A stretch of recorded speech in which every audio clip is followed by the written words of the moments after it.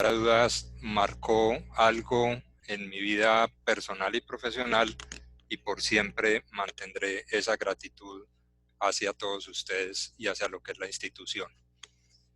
Vamos a mirar el tema del COVID desde una mirada de salud pública. Es el área donde yo me muevo, donde he aprendido ciertas cosas.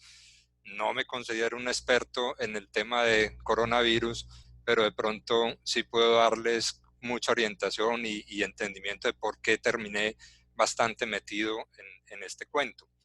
Y algo, sin lugar a dudas, muy importante es qué lecciones vamos aprendiendo de todo esto. Porque sin lugar a dudas, el mundo no va a volver a ser exactamente igual a como fue antes del COVID y lo que va a quedar después de esta situación. Nuestro país va a ser distinto, nuestras regiones van a ser distintas, las empresas tendrán una gran oportunidad de crecer, de avanzar, y aún nosotros como familias y como personas. O sea, de todas estas crisis vamos a sacar con seguridad unas lecciones aprendidas. Voy a pasar la siguiente diapositiva. Bueno, ¿por qué terminé involucrado en un proceso de estas características? Yo laboro en una empresa que se llama Cerromatoso S.A. Somos una industria que procesa níquel, ferroníquel, para exportación. El 100% lo generamos hacia afuera del país. Nuestra casa matriz queda en Australia y tiene operaciones en distintos lugares del mundo. Este tipo de organizaciones, cuando son de estas características internacionales y comparten tantas condiciones, procesos y procedimientos, hay un tema que se aborda con muchísimo rigor y que en eso nos ha acompañado mucho la Asociación Colombiana de Empresas Mineras, es en la gestión del riesgo. La gestión del riesgo. Los procesos al interior de nuestra empresa para gestionar los distintos tipos de riesgos, materiales o inmateriales, se desarrollan a través de una metodología que nosotros llamamos el bow tie, que en español significa análisis de corbatín. Ustedes pueden ver de una forma muy simple y muy sencilla qué es un análisis de corbatín o un análisis de riesgo tipo bow tie. Básicamente lo que uno trata es identificar el evento, cuál es el evento de riesgo, a través de unas métricas, hacer una calificación de este evento para ver el nivel o el grado de materialidad que podría llegar a tener o no, el grado de probabilidad y de ocurrencia o no, y una vez uno define si es crítico o no, entra a procesar toda una identificación de causas que lo puede causar y a su vez cuáles son las consecuencias que puede tener este tipo de situaciones, consecuencias de toda característica, en salud, en seguridad, en temas legales, en temas reputacionales, desde todo punto de vista. Y a cada una de esas causas y a cada una de esas consecuencias, uno identifica unos controles preventivos que son muy importantes, y si de pronto esos controles preventivos se quedan cortos en ese primer análisis, en esa primera mirada, pues aparecen unas tareas o unos planes de mejora que aplican tanto para los controles preventivos como para el control de las consecuencias o las mitigaciones. Entonces, a través de un proceso de estas características, o sea, de una adecuada gestión del riesgo, uno puede llegar a identificar actividades preventivas que en nuestro caso, y ahora les voy a contar un poco este tema, se tradujeron siempre en temas de promoción de la salud y por el otro lado en tener unos planes de emergencia bien establecidos para poder asumir esas situaciones. Ahora, ¿por qué terminé muy involucrado con el tema coronavirus? Pues básicamente porque en el mundo ya teníamos distintas alertas que habían sucedido en años anteriores. El primer ejercicio que hicimos nosotros en la operación de análisis de riesgo fue cuando ocurrió el SARS-1 o la gripe aviar, que fue en el año 2003. Cuando se genera esta situación, a nivel del corporativo nos dicen, hey, cuidado, está sucediendo una epidemia, es una situación nueva, es una situación de salud pública, vamos a hacer al interior de cada una de las filiales, cada una de las empresas del corporativo, un análisis de qué podría llegar a suceder. Nosotros ahí hicimos este ejercicio del bow tie y quedaron, como les digo, unas acciones ahí establecidas, tanto para prevención como para mitigación. Y después, en el año 2009, cuando llegó la influenza H1N1, nuevamente se reactivó el tema. Entonces recogimos nuevamente el Bowtie que teníamos anterior, lo empezamos a analizar, lo actualizamos, definimos nuevas estrategias y manteníamos ahí ese nivel de alerta sobre esa situación. Ustedes recuerdan que entró al país, no entró con unas características de mucha agresividad, de mucha infectocontagiosidad, y por lo tanto pues eso no pasó a mayores. Sin embargo, internamente aquí en la organización sí desarrollamos todo este ejercicio. Y después en el país no volvimos a saber nada, pero nosotros en nuestra compañía tuvimos otra vez una alerta cuando el MERS, que es una variedad del SARS, de estos virus, coronavirus, que sucedió por allá y se quedó muy confinada en Arabia Saudita, en estos países árabes, pero que generó muchísimas muertes, una letalidad hasta del 34%, nuevamente nosotros volvimos a hacer todo este ejercicio. Después lo hicimos con el ébola 2015, cuando nosotros miramos eso por allá, como en el Congo, como muy aislado, algunos países ahí alrededor, eso era como de pobres, eso era como un tema ya para los africanos, y nosotros internamente volvimos a hacer todo este ejercicio hasta que en el 2019 aparece el caso de Wuhan, el COVID 2019, y nosotros en la empresa, la primera alerta la recibimos el 28 de diciembre. Recuerdo muy bien esta fecha porque yo le pregunté a la persona que me hizo el reporte que si era una inocentada. Y efectivamente me dice, no, es un tema de verdad, algo está pasando en este sitio, por favor iniciemos toda la revisión de este ejercicio.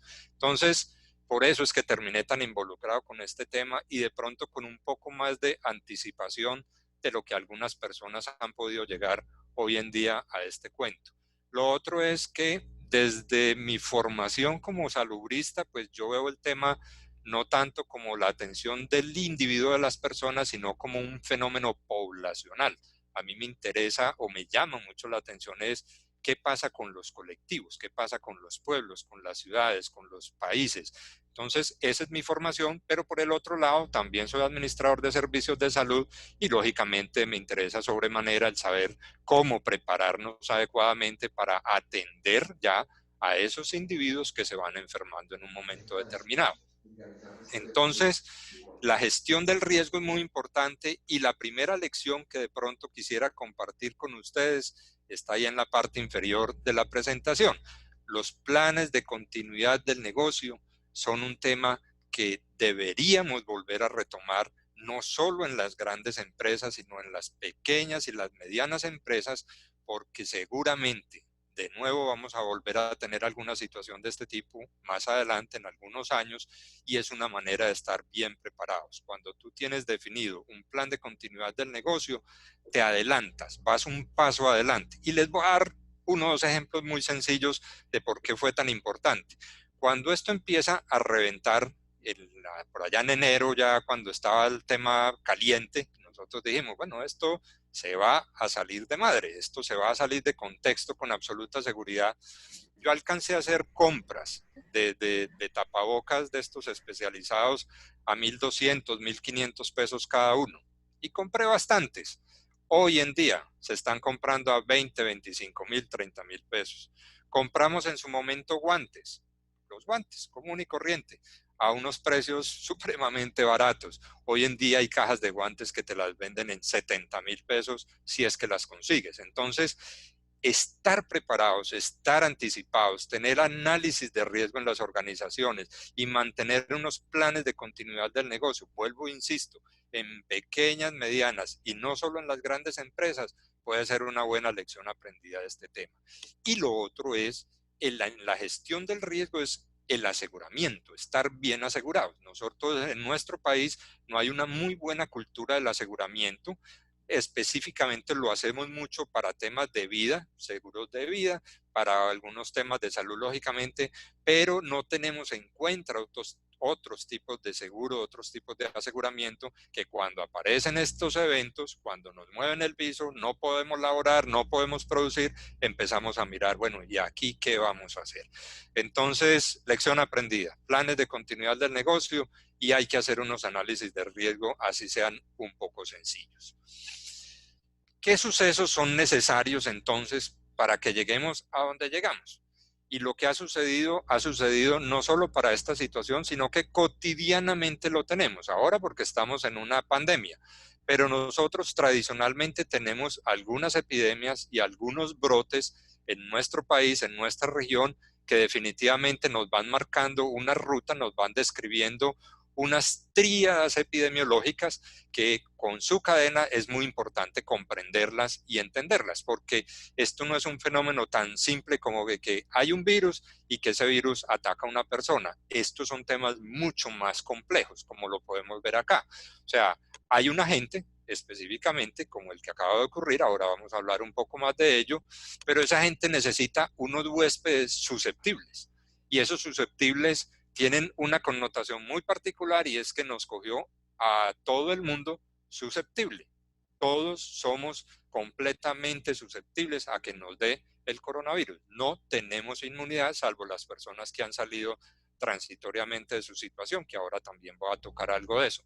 Y adicionalmente, la tríada debe ser complementada con lo que sucede en el ambiente. Cuando hablo del tema de ambiente, no solo estoy hablando de la temperatura, de la humedad, estos fenómenos físicos, sino el ambiente social, el ambiente productivo, el ambiente político, el ambiente económico. O sea, todos esos temas son supremamente complejos y es muy importante que tengamos en cuenta esos tres elementos.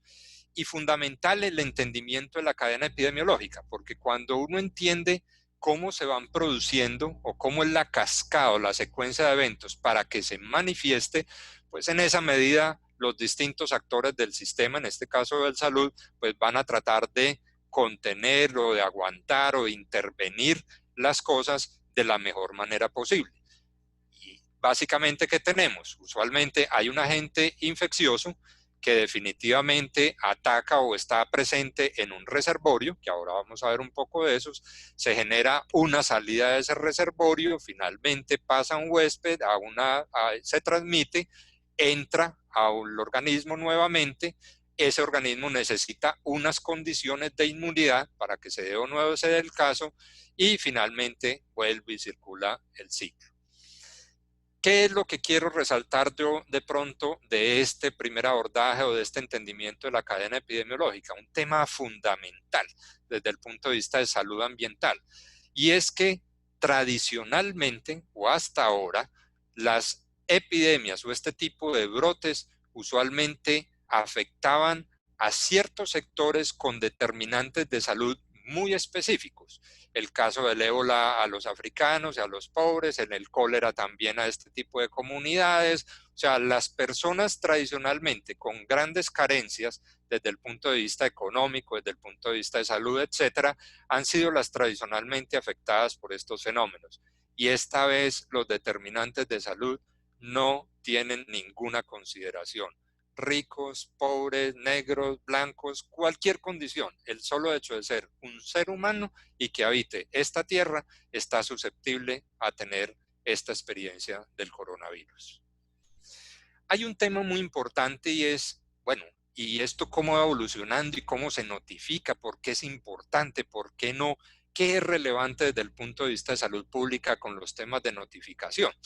Y es que usualmente en los distintos países y regiones, las enfermedades, y en estos casos las infecciosas agudas, usualmente tienen una obligatoriedad de reporte ante las autoridades de salud. ¿Por qué? Porque tienen unas connotaciones de contagio y en otros de severidad importante, o sea, porque se transmiten rápidamente o porque tienen un riesgo de generar mucha morbilidad, mucha enfermedad, muchas complicaciones, incluyendo la muerte. Y ahí ustedes pueden ver la gama de enfermedades, por mencionar unas, porque son cientos, ébola, peste, cólera, de las cuales todos los sistemas de salud en el mundo saben que tienen que hacer unos reportes. Ahora, el tipo de reporte depende de cada una de las patologías. Para ciertas enfermedades los reportes son inmediatos e individuales, en otros casos los reportes son semanales, en otros casos los reportes son mensuales. Y con base en ese tipo de organización, en ese tipo de metodología de seguimiento epidemiológico, pues los países a través de sus ministerios de salud, en nuestro caso el Instituto Nacional de Salud, que es un bracito del Ministerio de Salud, pues se definen unos protocolos y unos estándares sobre los cuales todos los profesionales de la salud, IPS, EPS, todos los actores del sistema de salud, debemos actuar de una manera estandarizada, protocolizada. O sea, aquí no hay opción cuando se presentan este tipo de situaciones de hacer creatividad, de innovar y de plantear cosas diferentes. Entonces, nuestro país es un país muy juicioso, con una historia epidemiológica muy importante en América Latina. Nosotros hemos sido líderes a nivel latinoamericano y a nivel mundial en estos temas de vigilancia epidemiológica desde que teníamos la regionalización de los servicios de salud por allá en los años 70 y 80, y por eso, de alguna manera, todo lo que está sucediendo y lo bien que nos estamos comportando hasta la fecha radica en esa situación, en que tenemos un sistema epidemiológico fuerte en el cual debemos confiar. Con las dificultades y las debilidades de todo nuestro país, sí, nuestro país es un país de unos sitios muy fuertes, Antioquia, Bogotá, el Valle, esto, pero unas regiones supremamente complejas, supremamente difíciles. Ayer, por ejemplo, tenía una reunión con el municipio de San José de Uré, con el alcalde y las autoridades de salud. Cuando yo les pregunto, bueno, ¿y cómo estamos de capacidad? ¿Cuántas personas tenemos allí para atender las 12.500 personas del municipio? Me dicen, hay 3 médicos y hay 4 enfermeras. Cuando uno recibe esa información, dice, opa, este país es un país bastante complejo. 1 o 2 médicos que se incapaciten y que los afecte esta enfermedad, se quedan 12.500 personas sin atención y colapsa en 2 minutos todo el sistema de salud de un municipio como esos. Sin embargo, vuelvo y les insisto, somos un país fuerte en epidemiología, creamos en el Instituto Nacional de Salud, creamos en el Ministerio de Salud porque las cosas van caminando bien. Hay que tener en cuenta en estos temas de notificaciones y todo, sobre todo en este tipo de enfermedades obligatorias, de obligatoria reportaje, es que se deben identificar si son superdifusores, quiénes son los superdifusores, quiénes son estas personas que van diseminando o no los casos, porque sobre ellos hay que hacer un trabajo muy importante. En el caso del COVID, efectivamente, los casos contactos son casos que se denominan superdifusores, reyes de la infección, sobre los cuales hay que atacar allí. Y hay un tema fundamental en estas enfermedades, y es que en algunas de ellas los propagadores no hacen tanto ruido, sino que son propagadores silenciosos, que es parte de lo que hemos aprendido ahora con el COVID, con el coronavirus. Alrededor de un 30% de las personas que se están infectando o se han infectado en el mundo no tienen ningún tipo de síntoma y son altamente infecciosos. Ahí es donde aparecen los famosos pruebas de laboratorio de tamizaje que más adelante les voy a tocar, pero para que recordemos, el objetivo es detectar a estos propagadores silenciosos. Y un tema sobre el cual no tenemos información todavía, pero que vamos a estar muy atentos, que tenemos que estar muy atentos, es qué va a pasar con este virus desde el punto de vista de su infectividad y del daño que va haciendo en la medida en que va pasando por las regiones. ¿Por qué? Porque estos tipos de virus sufren usualmente mutaciones, van cambiando, se van modificando, se van volviendo resistentes y, por ejemplo, como los tipos de virus influenza, al final es tanto el cambio que vamos a tener cepas distintas cada año. Hoy para la influenza que tenemos vacuna, esa vacuna, si queremos que sea eficaz, si queremos que sea efectiva en las poblaciones, tenemos que hacerla y aplicarla cada año con la cepa que corresponde a ese año. ¿Por qué? Por la mutación. Entonces, con el coronavirus es muy próxima sacar una conclusión de si está mutando o no está mutando. Lo que sí les puedo decir es que a mí me parece supremamente extraño el comportamiento que está teniendo el virus en nuestro país. Y les doy 1 o 2 ejemplos sencillos. El virus entró a Apartadó hace más de 15, 17 días. Hay un caso positivo confirmado. Si ustedes reconocen Apartadó, Urabá y toda la zona, es una zona con unas complejidades sociales muy grandes, de unos fenómenos migratorios irregulares completamente documentados y delicados, con unas condiciones de pobreza y de hacinamiento impresionante, que uno dice, hombre, si el virus se estuviera comportando como normalmente se está comportando o como lo ha hecho en otras regiones, hoy no tendríamos por qué tener un solo caso en Apartadó. Y lo mismo podríamos decir de Cartagena, una ciudad como Cartagena, con unas áreas muy bonitas, muy hermosas, como Boca Grande, pero Cartagena el 95% viven en unas condiciones de hacinamiento, de pobreza, de debilidades sociales, económicas muy grandes. En Cartagena, ese primer ataque o esos ataques que llegaron con la primera diseminación, el fenómeno de diseminación secundario ha sido supremamente lento. Y es posible que todas estas medidas que el país ha implementado funcionen, pero si ustedes ven también las noticias y las cosas, se dan cuenta que en los barrios populares, que en las zonas de mercado, la gente no es que esté todavía tan convencida de lo que es un aislamiento, no utilizan adecuadamente las máscaras. Entonces, es muy llamativo que hoy por hoy, y después de 43 días del primer caso en Colombia, este tipo de ciudades o regiones tengan unas condiciones tan estables, tan contenidas allí. Entonces, ese tema de las mutaciones es un tema que yo los invito a que estén atentos, pendientes, porque algo puede estar resultando ahí o de pronto se está comportando distinto en nuestro país. Lo que es muy importante, la lección aprendida es que solo notificamos lo que conocemos. Entonces, si vamos a ver qué notificamos, el COVID no había que notificarlo y como no había que notificar, no conocíamos nada y en el país no existía ningún protocolo para manejo del COVID, salvo el protocolo que tenemos tradicionalmente para el manejo de la infección respiratoria aguda grave o que se acelera o que se complica. Bueno, ¿cómo viene entonces este cuento del coronavirus? Y vamos a hacer como un recorrido ahí interesante con algunas cosas desde mi visión como salubrista.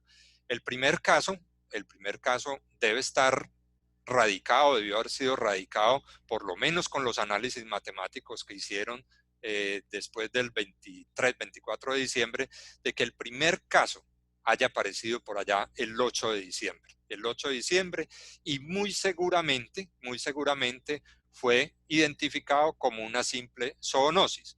O sea, una persona que se expuso, o varias personas, porque fueron varios casos, que se expusieron a un riesgo, en este caso a unos alimentos, posiblemente no crudos y todo eso, se pusieron en contacto con él y apareció la enfermedad simplemente como un cuadro zoonótico, es de transmisión de un animal hacia un humano, con una exposición común que se identificó desde el principio y era que eso pudo haber ocurrido en un mercado mayorista, porque las personas que estaban llegando con estas neumonías, pues era lo único que se identificaba de que habían estado en ese tipo de mercado. Sin embargo, no es clara la fuente de dónde surgió el primer caso en un momento determinado. El 23 de diciembre ya habían varios casos hospitalizados, ahí es cuando aparecen las primeras alertas en la prensa, y posteriormente, el 31 de diciembre, la Comisión de Salud de esta provincia de la China ya hace un análisis consolidado epidemiológico de 27 casos que calificó, de los 7 de los cuales graves, con fallecimientos, y dijo, aquí esto está pasando otro tema, otro cuento, y efectivamente el 1 de enero cerraron el mercado, o sea, hicieron la primera actividad de contención de una epidemia. Ellos tienen antecedentes de SARS y lógicamente eso los llevó a actuar de alguna manera oportuna, llamémoslo así. Para el 7 de enero, y esto es una cosa interesantísima porque si esto nos coge hace 20 o 30 años, hoy apenas estaríamos conociendo qué es el coronavirus y conociendo su comportamiento genético. Pero ese genoma, al 7 de enero ya hay reportes y efectivamente fue denominado como coronavirus 2019, New Coronavirus, nuevo coronavirus o novel coronavirus, que técnicamente desde el punto de vista viral o virológico, la taxonomía virológica es un SARS-2 de la familia 2, no es SARS-1, sino familia 2, y que al final la Organización Mundial de la Salud le puso el nombre de COVID disease, coronavirus disease 19, para que fuera pues entendible por todos.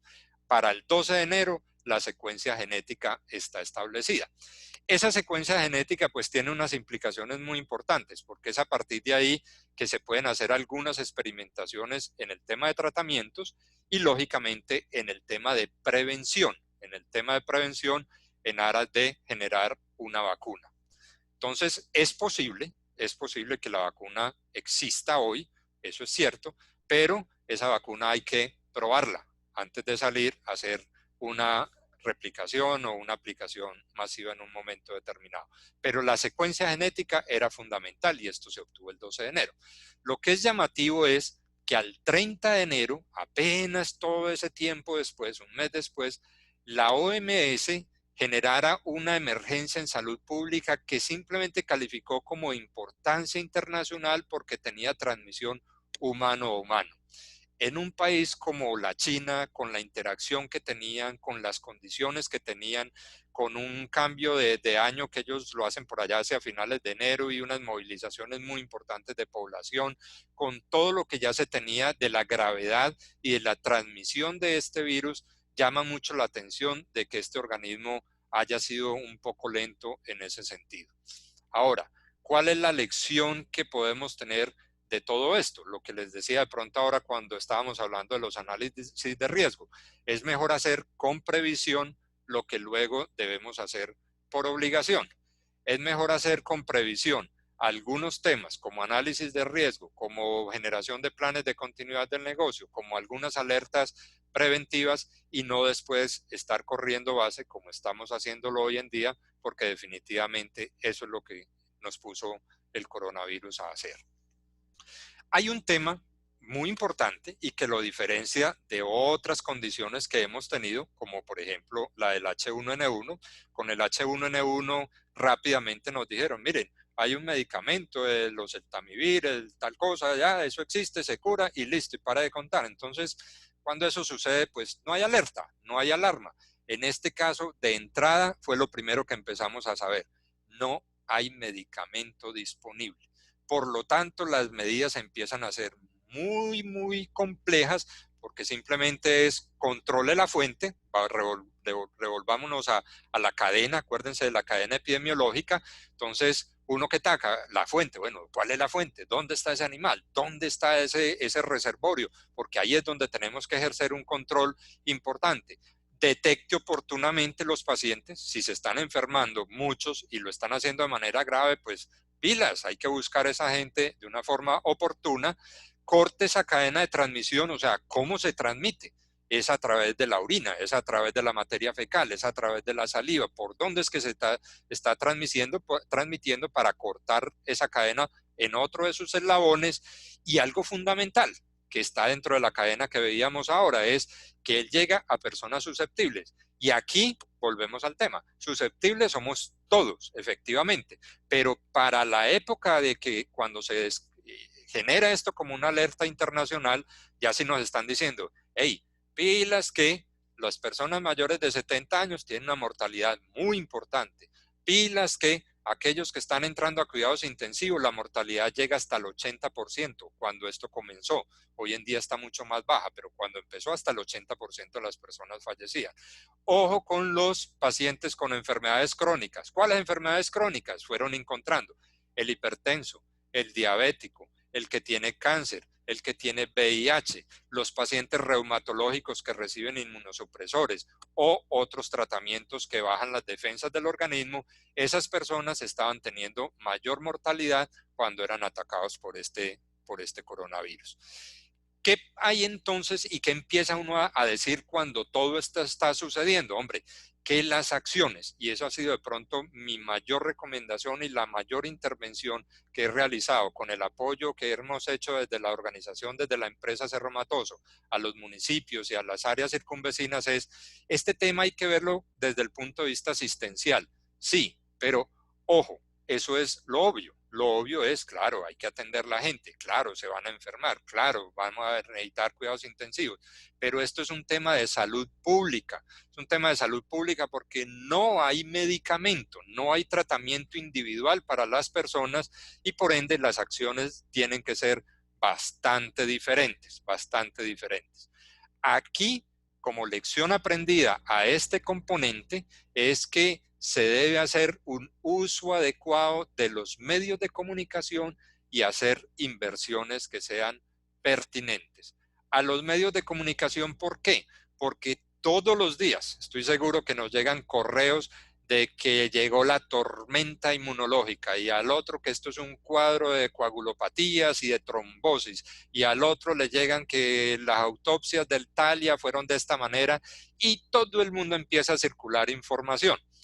Esas informaciones con relación al coronavirus, la mayoría son ciertas, pero son parcialmente ciertas. ¿Por qué? Porque esto no es un fenómeno unicausal, unicausal. O sea, lo único que sucede en el organismo no es una liberación o un fenómeno inflamatorio, son muchas cosas las que suceden en el organismo. Lo único que sucede en este caso no es una neumonía, son muchas otras cosas las que ocurren en este componente y por ende el manejo de los medios de comunicación, las alertas o no que se generen y qué vamos a hacer y cómo lo vamos a hacer deben ser desarrolladas con pertinencia.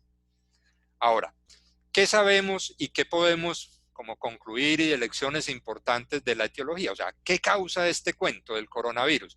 Lo que sabemos es que es un virus respiratorio, eso es importante. O sea, no hay evidencia de que el virus haga daño o interactúe con otros sistemas del organismo, diferente al sistema respiratorio. El sistema respiratorio empieza desde la nariz, desde la orofaringe, hasta la faringe, tráquea y se ingresa hasta los pulmones.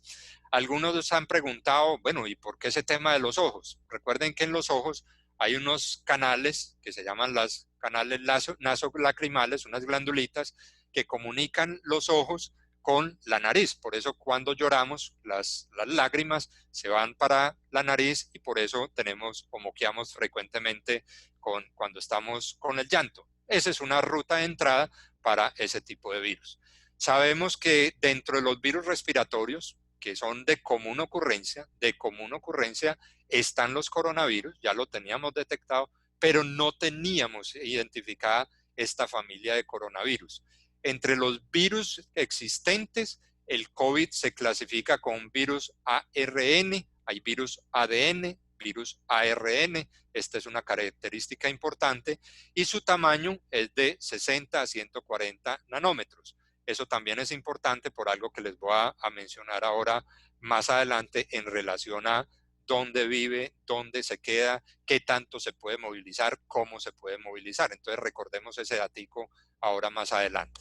También el tema de que es un virus que infecta a los animales, o sea, el genoma identificado en los seres humanos coincide en más del 85% con el coronavirus que se había detectado, que se había estudiado previamente en los murciélagos. Por eso es que se sospecha enormemente que fue el origen de este tema a través de los murciélagos. Lo que no se sabe es si existió un reservorio intermedio o no. ¿Qué es el reservorio intermedio? Que de pronto el murciélago contagió a un animal, una cadena intermedia, que pudo haber sido un perro, pudo haber sido un gato, pudo haber sido una rata, pudo haber sido un armadillo, y que hayan sido esos elementos los que el hombre se ingiere y al final generaron la situación. O sea, difícilmente sería que el murciélago haya generado la saliva o la secreción a la cual se hizo contacto el ser humano. Entonces, este tema de los huéspedes intermedios está documentado para los coronavirus, pero nuevamente les digo, no está completamente identificado o comprobado. En los seres humanos, los coronavirus existen distintos serotipos. Ya les comentaba anteriormente, uno que hizo por allá Mella y generó bastantes muertos, que fue el MERS, y están los virus del SARS, coronavirus el inicial y después el otro. Aquí de pronto en la configuración o en el tema estructural que es importante, es que tienen unas proteínas en esa corona. Primero es que es un virus que está envuelto, tiene una envoltura, tiene una capa, tiene una cápsula. Eso es importante tenerlo en cuenta, porque esa cápsula tiene unas proteínas que son las que le permiten adherirse específicamente a las células respiratorias del tracto respiratorio, y que además, para sostener esas proteínas se necesita una cadena de lipoproteínas, o sea, proteínas conformadas por lípidos, por grasas. Y ahí es donde van a ejercer el efecto los jabones. El jabón lo que hace es eliminar esa grasa, rompe la envoltura, rompe esta protección que tiene el virus, lo deja expuesto e inmediatamente lo mata. ¿Qué podemos entonces aprender en este componente de qué lo causa y la etiología? Es que el virus no es un organismo vivo, o sea, no se comporta como una ameba, no se comporta como un parásito, como un ascaris, como una lombriz. No, el virus es una molécula. El virus es una molécula. Esa molécula no vuela, no se mueve por sí misma. Necesita unos transportadores, y muy importante, vuelvo y les insisto, es que tan simple como el jabón lo destruye, lo destruye. Y otra recomendación es: no volvamos a comer carnes crudas, para los que les gusta el término azul. ¿Dónde y cuándo sobrevive? Esto es un aspecto bien interesante de la salud pública. Estos virus tienen algún tipo de resistencia a las temperaturas y a las humedades. Han salido muchísimos estudios, pero en general, pueden sobrevivir fácilmente a temperaturas de 10, 20 y 30 grados. Está confirmado que después de 50, 56 grados por 30 minutos, el virus no sobrevive.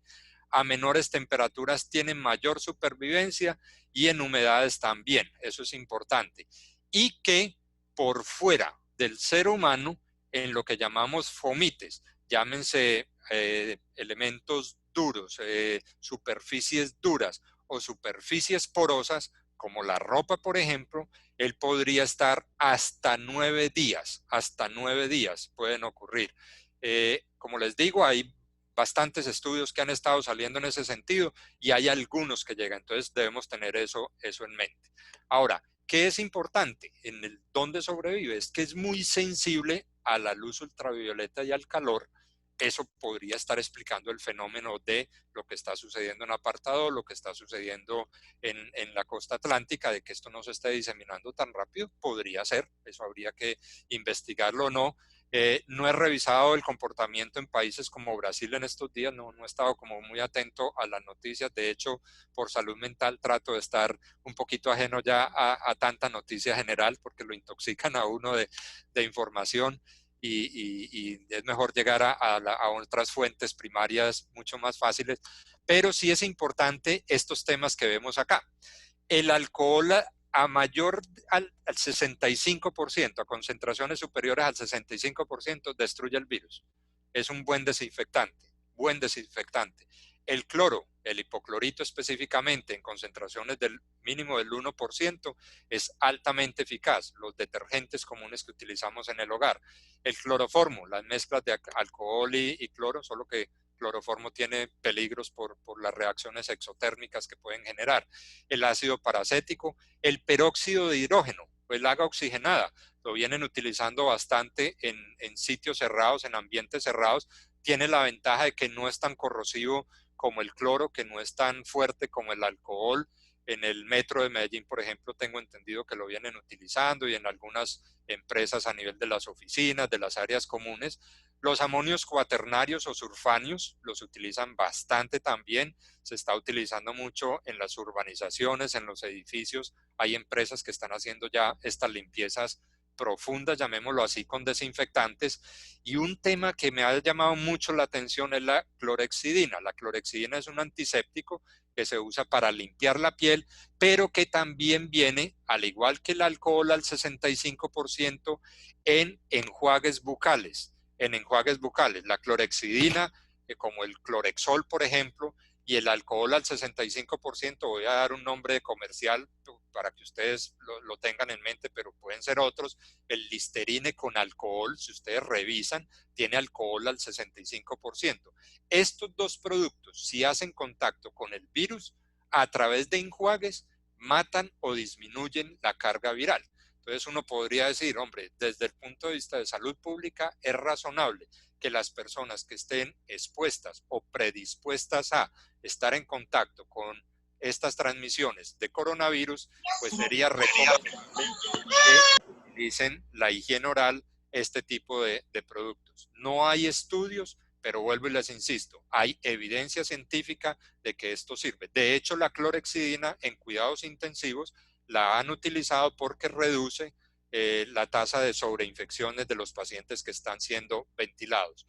Lo que sí no tenemos evidencia científica, y ojalá magos y investigadores de nuestro país se dedicaran un poco en estos días, es a saber cuál es el efecto de estos productos sobre la ropa. Si realmente estas cámaras de aspersión que estamos utilizando en muchas empresas, aquí lo estamos haciendo, aquí se los digo con toda sinceridad, pero no hay evidencia científica de que lo demuestren. Sería muy importante entrar a indagar el comportamiento de virus en superficies porosas para saber si estas irrigaciones, si estas aspersiones nos pueden generar un poquito de tranquilidad.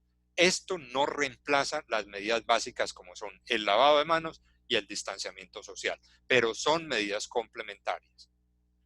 ¿Cómo se comporta el virus? Tema fundamental también, se los voy a explicar de una forma muy sencilla.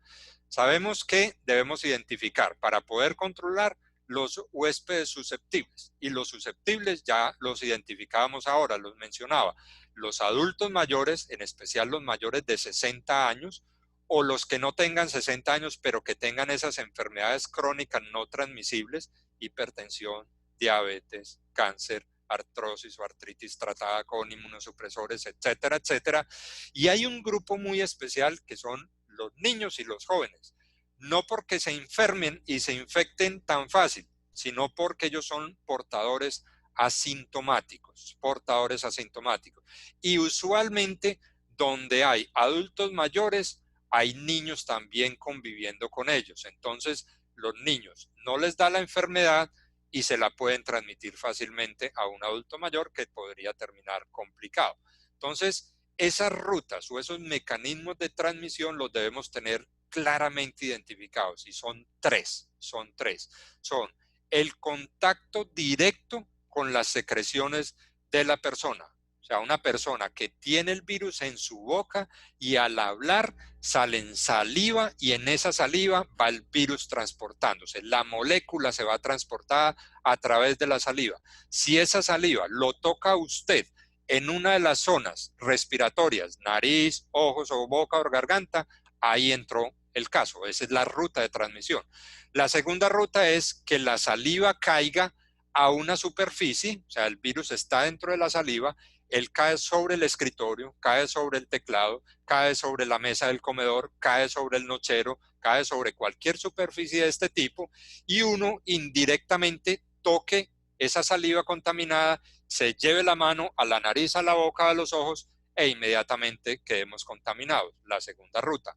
Y la tercera ruta o mecanismo es un mecanismo que está aún por esclarecer, que es aceptado, personalmente considero que sí es, pero que todavía necesitamos indagar un poco más, son los aerosoles. ¿Qué es el aerosol? Es que cuando sale la saliva y este virus, que es tan pequeñito, recuerden, tan pequeñito, unos nanómetros muy pequeños, es posible que la saliva se deseque rápidamente y él quede flotando, él quede en el ambiente, en el aerosol, unos minutos que pueden ser de 15 a 20 minutos, 30 minutos, hasta 2 o 3 horas después que se deposite finalmente en el suelo. Entonces, mientras esté en esa condición de aerosol, si uno está cerca, es posible, teóricamente, aspirar estas moléculas e infectarse. ¿Dónde juegan más este mecanismo? Pues en los sitios cerrados, en los ambientes cerrados, en las oficinas, en los buses, en los ascensores, en este tipo de situaciones, el tema de los aerosoles puede ser una ruta o un mecanismo importante. ¿Qué sabemos y qué hemos aprendido? Que la incubación puede ser tan rápida como un día, o sea, hoy entró y al otro día ya está haciendo acción o daños, o puede ser tan lenta como 14 días. E incluso hay autores que se atreven a decir que puede ir hasta los 24 días. La tasa de reproducción básica es muy importante, o sea, qué tanto desde la secuencia inicial, qué tantas personas enfermas del total de susceptibles afecta el virus y después, cuando ya perdimos esa cadena epidemiológica con los contactos extranjeros, ya ahora lo que es importante es cuál es la tasa de reproducción básica secundaria, o sea, cómo ya se está pasando de persona a persona. ¿Qué sabemos del coronavirus? Que la tasa de reproducción normal está entre 2.5 y 3.8. Esto quiere decir que una persona infectada puede transmitirle a 2.5 personas más, o sea, 3 personas, o 3.8 personas, es decir, 4 personas. Por eso, ayer estaban comentando por ahí que si tenemos 3.000 casos, un poco más en Colombia confirmados al día de ayer, era posible inferir, pensar o sospechar que no son 3.000, sino que son 12.000. Multipliquen esa cifra de los efectivamente contagiados por 4, entonces ahí es donde nos dice dónde están el resto de 8.000. Hay que buscarlos, hay que llegar a ellos rápidamente. Y en los ambientes cerrados, como ha pasado en las clínicas y hospitales en todo el mundo y en nuestro país, con las experiencias negativas que hemos tenido, es que ese contacto puede llegar a ser esa tasa de reproducción hasta de 10 contactos cercanos. Es un virus que se transmite fuertemente. Ahora, ¿cuál va a ser el nivel de ataque? O sea, ¿a qué tanta población va a generarle riesgo el virus? Pues si no tenemos defensas, teóricamente sería el 100%. ¿Cómo se ha estado comportando? Usualmente en los países que han estado pasando por esta situación, las tasas de ataque están del 30%, o sea, del total de su población, un 30% se han visto afectados, pero puede ser tan alta como el 70%. Y ustedes dirán, bueno, ¿y por qué no supera el 70%? ¿Por qué no es el 100%? Es porque muy seguramente o muy posiblemente, todavía no lo podemos confirmar, esto va a generar, o la infección de muchas personas va a generar al final un efecto que se llama el efecto rebaño. El efecto rebaño es que cuando ya hay o mucha gente vacunada o mucha gente que es inmune porque ha sido infectada, los pocos que quedan allí van a ser protegidos. Les doy un ejemplo sencillo.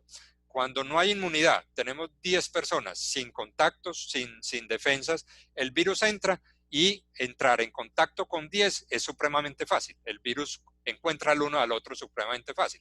Pero si se lo ponemos al contrario, si tenemos 8 personas que tienen inmunidad y solo 2 de ese grupo de 10 no les ha dado la enfermedad o no han sido vacunados, el virus le cuesta trabajo encontrar a esos 2 dentro de los 10 que tenemos. Entonces es posible que la cadena de transmisión se rompa más fácilmente y ese es el famoso efecto rebaño. O sea, algunos que están y no están inmunes van a ser protegidos. ¿Cuándo puede suceder ese efecto rebaño? Cuando se supera el 50 o 60% de las personas afectadas en una población y eso podría llegar a ocurrir. No está demostrado, no tenemos ese dato todavía en nuestro comportamiento. La letalidad y la mortalidad es muy importante identificarla. La letalidad tiene que ver con la muerte del total de personas afectadas. Ojo, entonces nosotros ahora en el país ni en ningún país podemos hablar todavía de condiciones de letalidad. Tenemos que hacer referencia a la mortalidad. La mortalidad es de las personas identificadas, de los casos positivos, cuántos se nos están muriendo. Y ahí les quiero generar una alerta y es que todos los días arrancamos de una mortalidad muy baja del 2% y al día de ayer, con los 100 y pico de muertos que llevamos en el país, esa mortalidad ya se ubica en el 4.4, 4.5%. ¿Hasta dónde puede subir? Hay regiones que han llegado al 7, 8, 10, 12%. Entonces, ese es un tema del cual apenas estamos aprendiendo, estamos identificando el promedio esperado es 3, pero vuelvo y les repito, en nuestro país a la fecha van 4.5, tomando en cuenta solo los casos confirmados, no estamos hablando de los asintomáticos. Y la tasa de crecimiento es un ejercicio que ustedes pueden hacer muy fácil. Hoy tenemos un número de casos, ayer tuvimos un número de casos, saquen esa diferencia y el valor, el crecimiento de un día para el otro, lo dividen sobre el día anterior y les da el porcentaje de crecimiento. Esas tasas de crecimiento normalmente se han estado moviendo entre 1.2, 1.3, o sea, 1.2, ¿qué significa? Que creció de un día para otro el 20%. Por eso hablamos de que cada 5 días, 20% por 5, cada 5 días se duplican los casos. Y en Colombia ya vamos llegando casi a 8 o 9 días. Eso es muy positivo porque está diciendo que si bien arrancamos con duplicación de casos cada 5 días, o sea, a una tasa del 1.20, hoy la tasa está muy cercana a 1. Cuando la tasa es 1 de casos nuevos frente al día anterior, indica que no estamos creciendo prácticamente, y ese fue el mensaje que recibimos ayer de parte de las autoridades nacionales en salud. Entonces, la lección aprendida acá es que con tasas de crecimiento de 1 o menos podemos estar tranquilos. Debemos mantener el distanciamiento, y técnicamente el distanciamiento, ¿qué es? 6 pies. 6 pies de distancia entre una persona a otra, y convivir o estar con esa persona por lo menos durante 15 minutos. Entonces, esas son las dos condiciones para decir que tenemos un acercamiento o un contacto cercano. ¿Cómo se comporta el virus? Aquí no me voy a detener mucho, pero sí les voy a dar un mensaje muy importante. Es que cuando él entra al organismo, hace como 3 periodos o 3 fases de actuación. Uno primero, que es la infección temprana o el estadio 1, donde la carga viral es muy alta, bastante alta, y ahí es cuando se producen los síntomas, y ahí es cuando hay que entrar a hacer los análisis de laboratorio. Por eso, cuando una persona tiene un virus positivo, sale positivo y tiene un caso leve, la persona podría ser manejada en el hogar, pero con supervisión o seguimiento. Ese cuento de que se va para la casa y se queda quieto en casa y para de contar, no es así.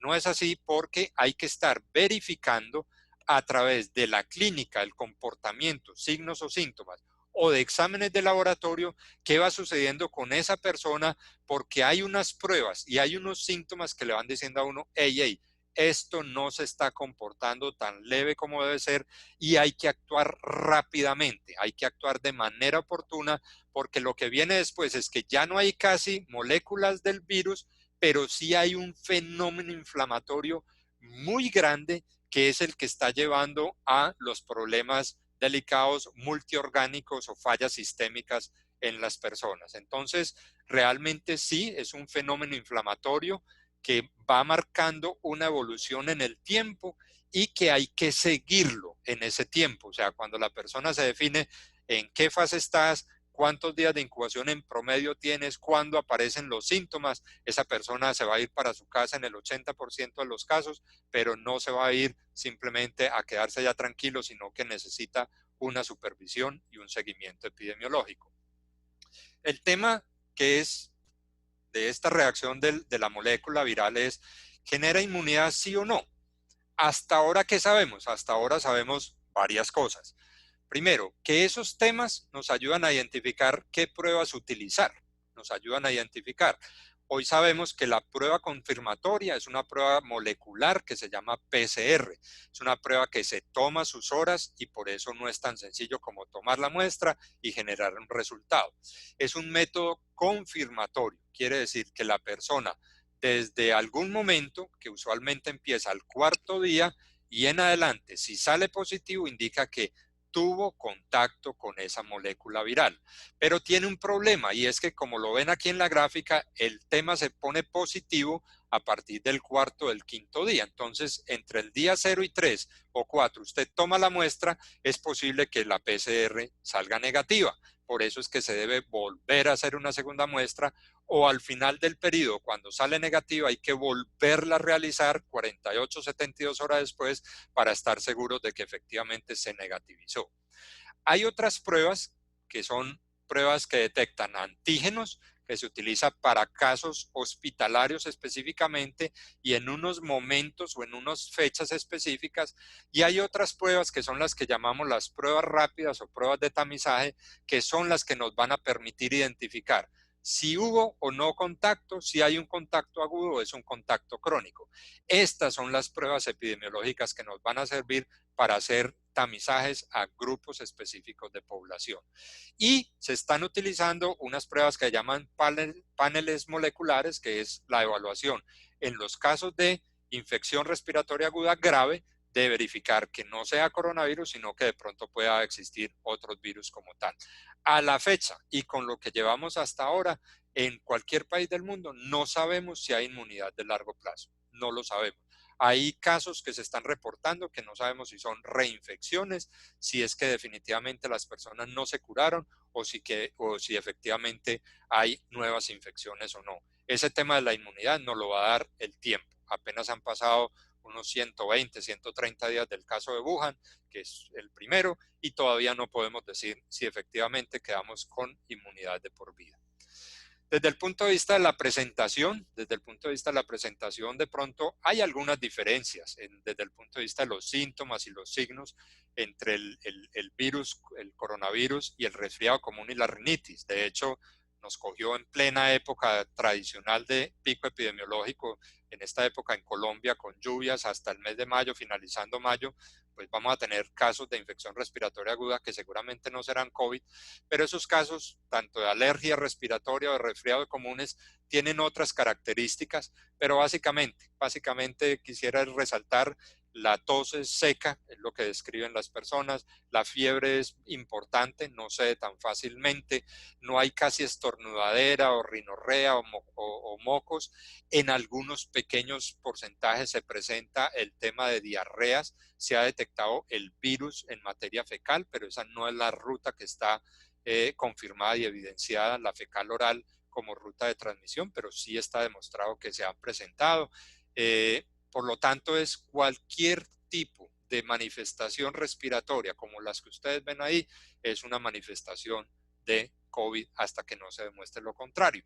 Ahí es donde entramos entonces a hacer unas pruebas de laboratorio, necesitamos hacer unas pruebas complementarias y la estructura básica para identificar el compromiso o no a nivel pulmonar sigue siendo los rayos X. Se podrían tomar tomografías, pero en general unos buenos rayos X generan la información necesaria y suficiente para tomar buenas decisiones.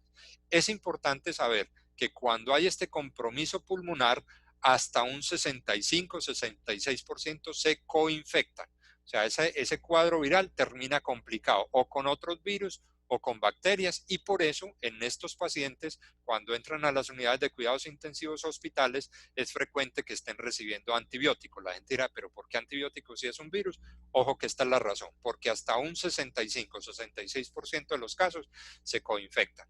Les quiero compartir esta radiografía. Fue un pacientico que nosotros le hicimos monitoreo y seguimiento. Es un caso de un COVID positivo que ocurrió aquí en la región y efectivamente pues se ve todo un compromiso pulmonar bien importante, bien característico, y así es que se ha estado comportando. Entonces, el aprendizaje de la lección es en estos momentos y hasta que superemos toda esta prueba, cualquier cuadro de gripa, entre comillas, es un coronavirus hasta que demostremos lo contrario. ¿Cómo se trata? En la definición de los casos es esencial establecer la criticidad. ¿Qué sabemos hoy en día? Hoy sabemos de unos estudios que ya registran 32.000 seguimientos. O sea, hay reportes de casos de 32.000 casos que un porcentaje que llega hasta el 30% no tienen nada. Que a un 50%, como ven aquí en la gráfica, se manifiesta como un cuadro leve. Que hay un porcentaje que varía entre un 15 a un 20% que les da un cuadro moderado, y hay un 5% que termina siendo severo o crítico. Y en esa medida se debe ir manejando cada condición.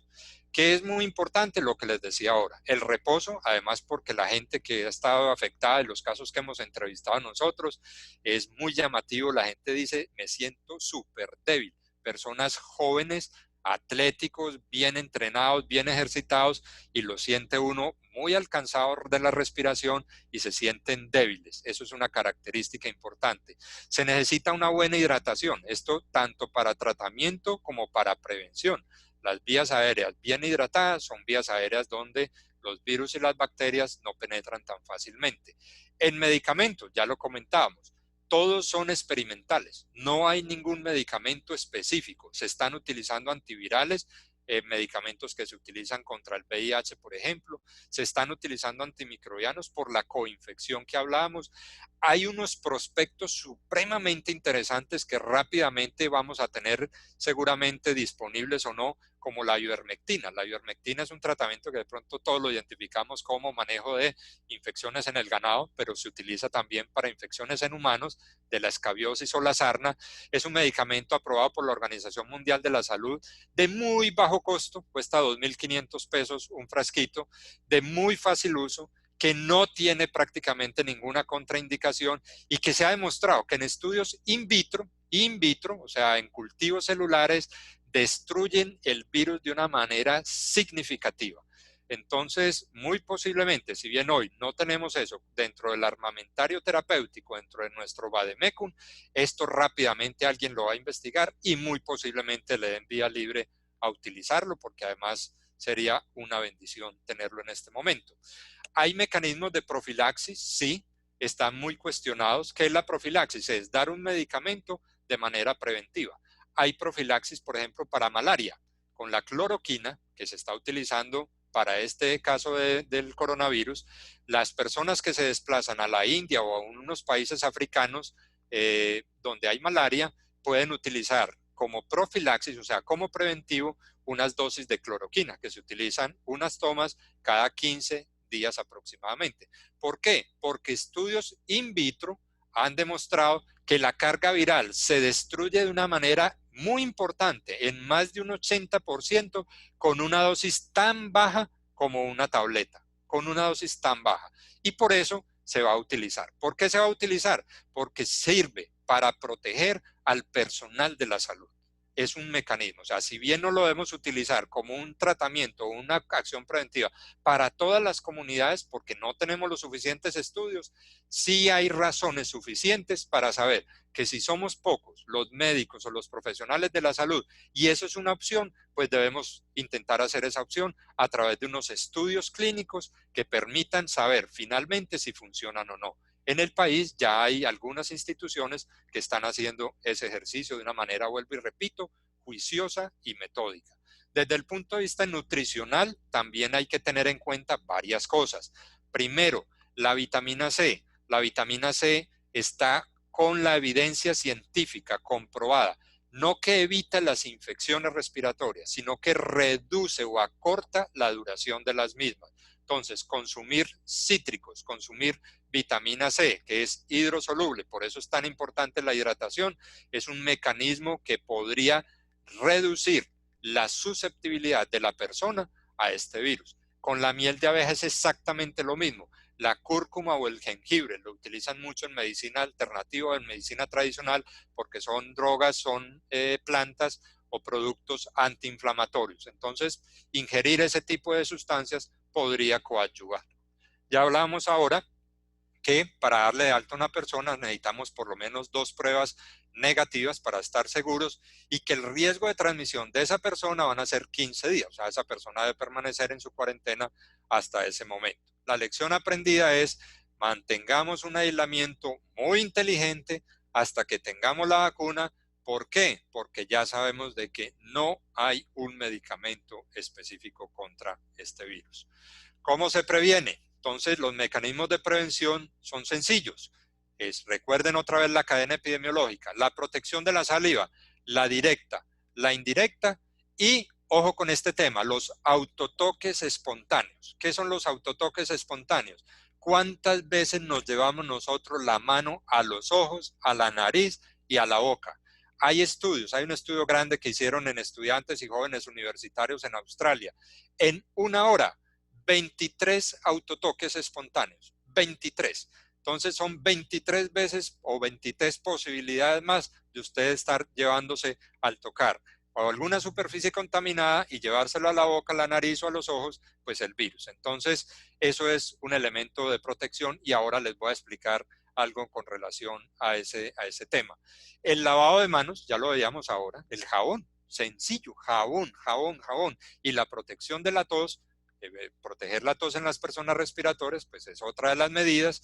La vitamina D, ¿qué hay con la vitamina D? Con la vitamina D acaban de salir estudios también que demuestran que las personas que tienen déficit de vitamina D les da más infección respiratoria aguda, que muchos de los casos de hospitalizados y graves complicados, sobre todo en pacientes obesos, hasta un 80% de ellos tienen déficit de vitamina D. Por lo tanto, eso puede ser un coadyuvante para su complicación ante una infección respiratoria aguda.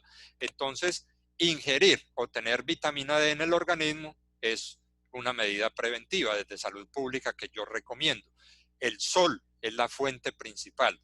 Ahora con el confinamiento, con el aislamiento, no descuidemos salir al sol.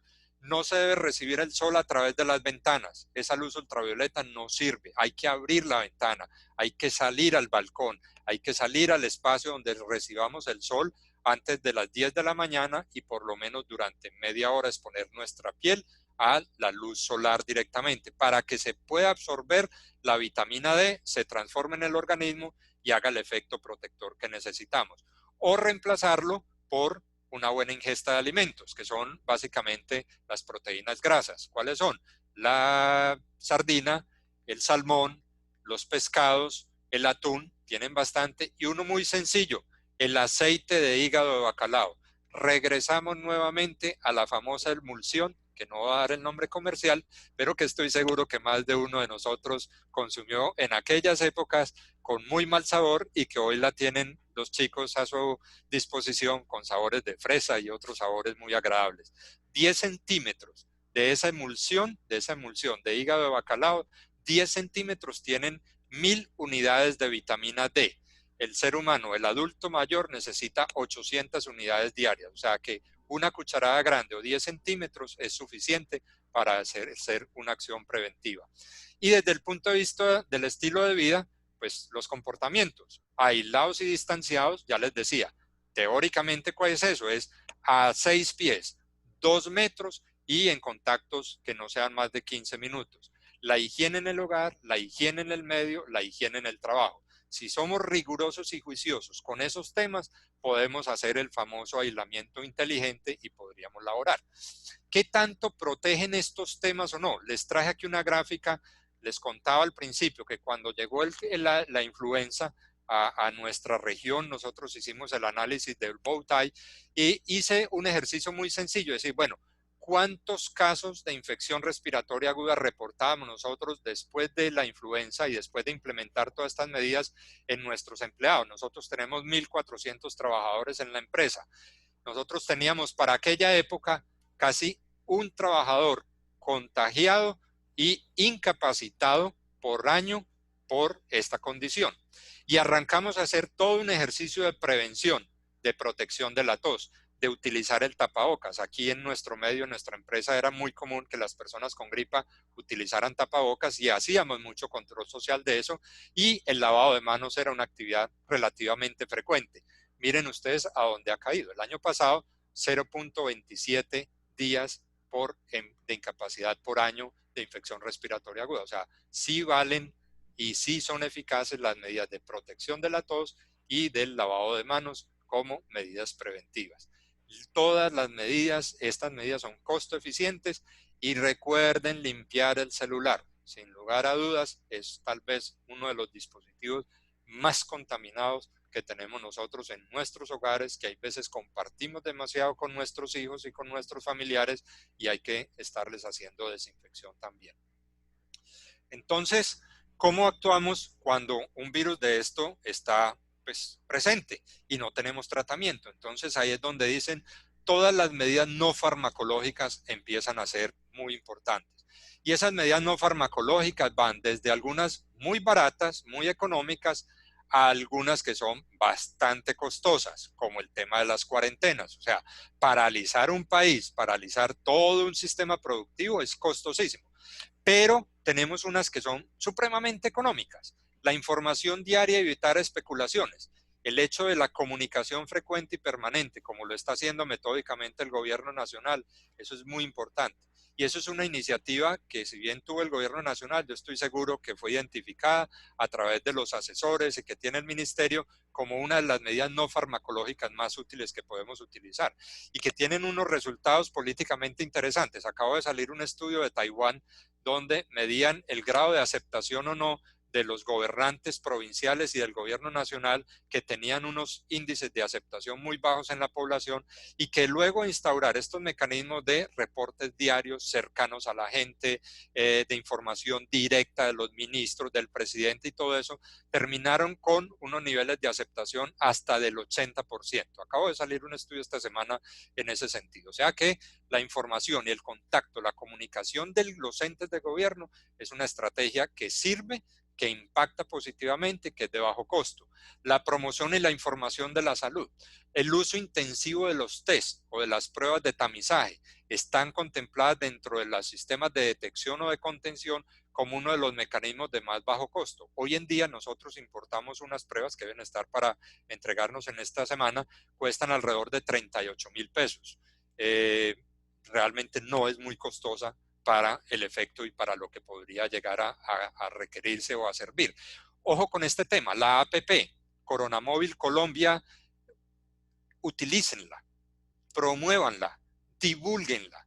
Ese mecanismo de trazabilidad de casos nos va a ayudar muchísimo cuando esto se ponga caliente, cuando estemos en pleno pico, en unos picos más ascendentes, más importantes, estar todos registrados y conectados a esa red, reportando si somos o no sintomáticos, dónde vivimos o no, va a ayudar para que las autoridades tomen decisiones muy importantes de confinamientos o de intervenciones en salud pública por sectores. Eso es muy, muy importante, se la recomiendo y vuelvo, insisto, no nos la inventamos nosotros, eso, los otros países, y en la teoría del manejo de epidemias como acción no farmacológica está contemplada y funciona bastante bien.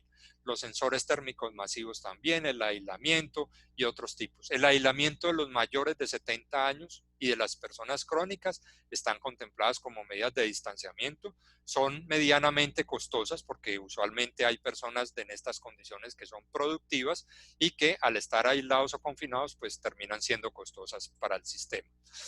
¿Cómo se enfrenta este tema? Entonces ya lo decíamos, con unas medidas de salud pública donde el territorio debe primar sobre el aseguramiento. En esto ya el gobierno actuó, ya dijo, miren, los centros reguladores de urgencia son los que tienen que actuar. Y ese cuento de que hay que llamar a la EPS a pedir autorización para mandar a un paciente o no, eso no va a aplicar cuando esto esté caliente. Vamos a llamar a un centro regulador independiente de la EPS, nos van a decir en qué sitio debemos ubicar el paciente para que reciba su atención de cuidados intensivos o no.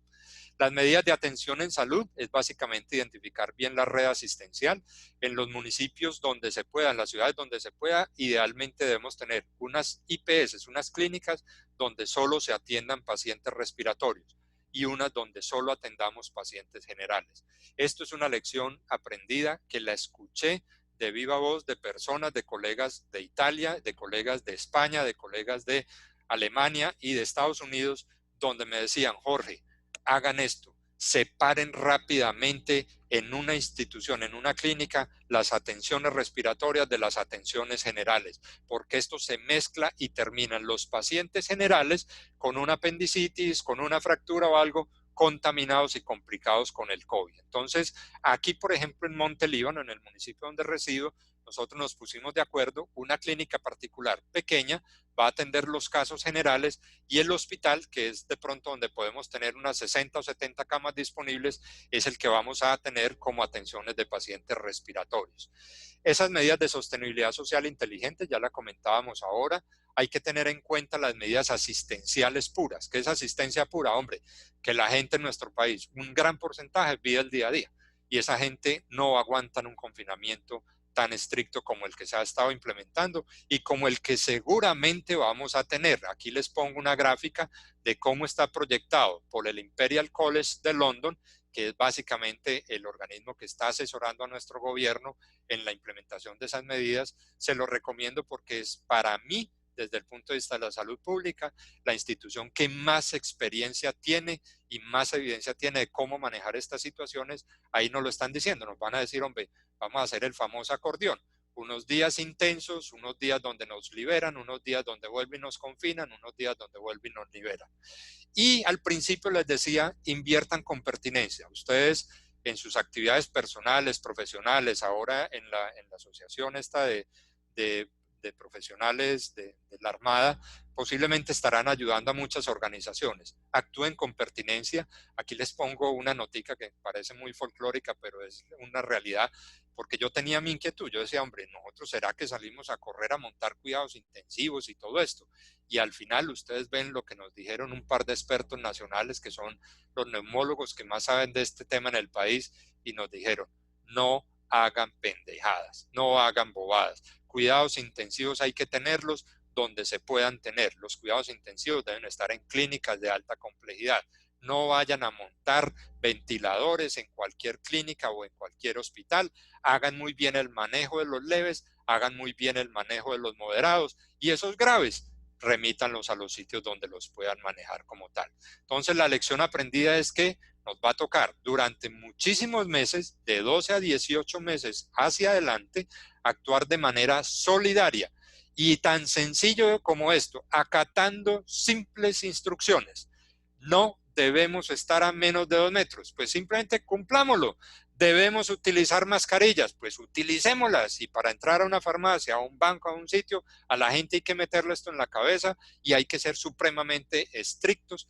¿Para qué? Para que el cómo queremos que nos dé y cuándo queremos que nos dé, pues ocurran cuando las autoridades nacionales nos vayan indicando, y no vamos a sobrepasar la capacidad operativa de los hospitales. ¿Qué usar o qué no utilizar? Están las famosas máscaras. De las máscaras, ¿qué puedo comentarles? Que definitivamente es muy casual, porque no está demostrado científicamente que las máscaras sirvan como tal, pero que sí, que los países que han tenido menos problemas son países donde el uso de las mascarillas ha sido persistente. Que la velocidad del virus no permite transmitir a más de 2 metros, salvo que alguno tenga un estornudo no contenido o no protegido. Que esos aerosoles se caen rápidamente a unos espacios muy cercanos y que entonces no es que queden por ahí circulando tanto como implica la gente. Y que la mascarilla tiene tres propósitos básicos. El primero, para el cual no es muy bueno, es para protegernos del estornudo de la saliva de los demás. Aquí están. Solamente las mascarillas sencillas o cotidianas, de 100 casos de personas que producen partículas, de 100 partículas producidas, 33 van a estar protegidas por esa mascarilla. Entonces, realmente la eficacia no es muy alta. ¿Dónde es muy eficaz? Cuando nosotros tenemos el virus y se lo vamos a transmitir a otra persona al hablar o al toser o al estornudar. Ahí sí, la protección, en este caso de la mascarilla, puede llegar a ser de 90 partículas, del 90%. ¿Y qué es muy importante? Que las N95 dejémosla exclusivamente para el personal de salud, Y el tercer efecto entonces es, me protejo de la saliva, protejo a los otros de mi saliva cuando esté hablando, cuando esté estornudando, y es evitar los autotoques espontáneos. Cuando tenemos las mascarillas, lo primero que debemos enseñarle a la persona es no te estés llevando la mano a la mascarilla. La parte central de la mascarilla no se debe tocar, se debe manejar desde las tirillas o de los alrededores. Ahora, las medidas sirven, las medidas sí sirven. Esas medidas han sido comprobadas desde tiempos atrás. Aquí les traigo una gráfica donde ustedes ven en epidemias por influenza del 2014 o 2015 en países como el Japón y hasta esta actual, cuando en la medida que van haciendo ciertas intervenciones, pues se va aplanando la curva y se van conteniendo. Entonces, de todo esto, ¿qué va a quedar? Que vamos a tener efectos colaterales positivos. ¿Qué son esos efectos colaterales? Pues que de aquí en adelante, si somos juiciosos con esas medidas, pues la gripa común y corriente se va a reducir, las infecciones respiratorias se van a reducir, las infecciones intestinales que afectan muchísimo a la población colombiana se van a reducir. Un buen ejemplo de lo que son las medidas tomadas a tiempo lo tenemos en nuestro país. Me siento muy orgulloso del Ministerio de Salud y de todo lo que está ejerciendo hasta la fecha. Supremamente orgulloso. Y tengo otro muy importante porque he estado acompañando a un grupo, tenemos unas operaciones en Sudáfrica y en Mozambique y los hemos estado orientando también con todas estas medidas de salud pública, y en Sudáfrica están siendo supremamente inteligentes, tanto así que miren el comportamiento frente al resto de países de cómo ellos han ido aplanando esta curva también. Sudáfrica, un país con grandes dificultades, con grandes problemas, una región con problemas económicos importantes, en donde la expectativa era tener un pico tan alto como cualquiera sucedido en España, en Italia, y que hoy en día básicamente están completamente aplanados. ¿Qué han hecho allí? Ellos tienen unos grupos de atención primaria que van casa a casa, haciendo educación en salud, atención primaria en salud y pruebas y tamizajes que cada vez los están haciendo mucho más seguidos. Tienen alrededor de 28,000 promotores de salud disponibles. Es un ejército que están haciendo de trabajo allí, más todas las otras medidas, o sea, las medidas de prevención y de contención, y van a comenzar a ejercer algunos tamizajes importantes, como son las protección o las mediciones frecuencias en las minas, en las empresas que generan producción y que son importantes para generar ingresos al país, en las prisiones, en el ejército, en la policía y todo eso, porque necesitamos todo ese personal disponible en todo momento. Entonces, al final, no todos son ventiladores. Debemos pensar más que en lo obvio es que sí, que todo el mundo corre, que la cama, que el ventilador, que tal cosa, y pensar más en lo estratégico. Y hay veces la estrategia puede ser tan sencilla como una cartilla educativa, como una ida o un acompañamiento casa a casa. Finalmente, ¿qué se sigue en todo esto? Entonces, en el proceso de intervención hay 4 fases: prevención, contención, mitigación, donde estamos ahora, y recuperación. Ninguna de las anteriores desaparece. Hasta que terminemos la recuperación hay que hacer prevención, hay que hacer contención y seguramente apagaremos algunos incendios. El regreso a laborar va a ser posible, pero con tamizajes permanentes, con evaluaciones periódicas de los niveles de anticuerpo en la sangre. A los empleados en riesgo los vamos a mantener como condición de apartados o separados hasta que tengamos las vacunas, con protocolos internos en las empresas. Yo les digo aquí en la compañía, aquí estamos actuando modo COVID. ¿Hasta cuándo? Hasta que exista la vacuna. Con distanciamiento en la empresa y en el hogar y atentos al nuevo conocimiento. O sea, ¿hasta cuándo? Mínimo los 12 primeros meses. Antes de 12 meses esto no habrá pasado. Finalmente, termino acá, les entrego el control y quedo atento a las orientaciones o a las preguntas que tengamos.